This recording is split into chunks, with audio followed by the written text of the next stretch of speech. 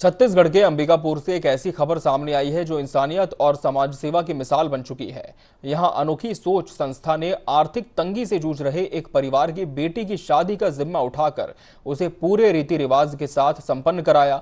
बिहार के औरंगाबाद जिले की रहने वाली युवती की शादी अंबिकापुर के वन देवी मंदिर में कराई गई, जिसकी पूरी व्यवस्था संस्था के सदस्यों ने मिलकर की।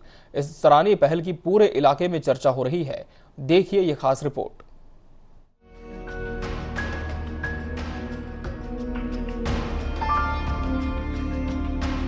शादी का नाम आते ही ढोल नगाड़े, डीजे और बारातियों की धूमधाम आंखों के सामने आ जाती है।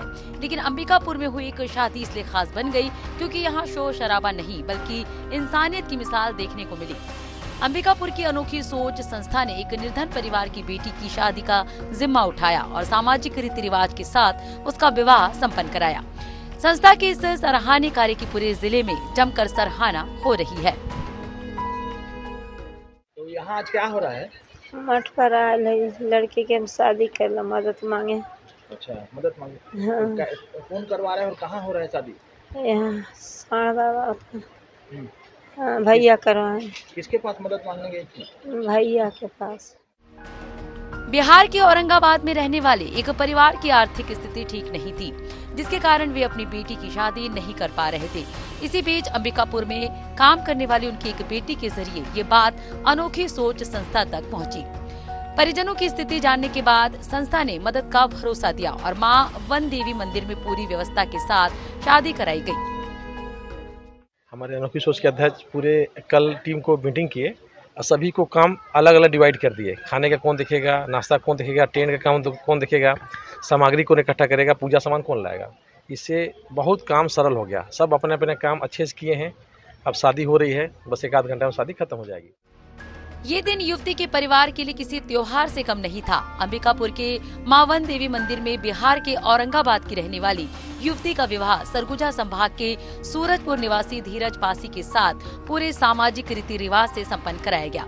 बेटी की शादी होते देख मां की आंखों में खुशी के आंसू थे। वहीं संस्था के सदस्यों ने मिलकर बारातियों के स्वागत, भोजन, रुकने की व्यवस्था और विवाह से जुड़ी हर तैयारी की जिम्मेदारी संभाली। इतना नहीं, आपसी सहयोग से दहेज का जरूरी सामान भी जुटाया गया।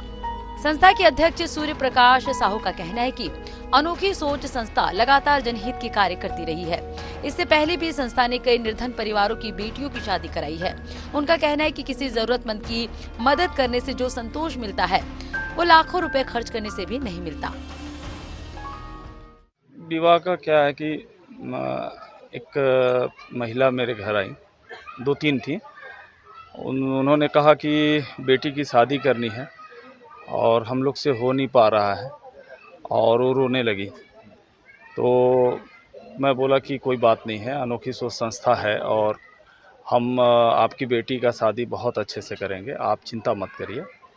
और उसके बाद हम लोगों ने सब व्यवस्था किया और आज यहाँ पे शादी कर रहे हैं।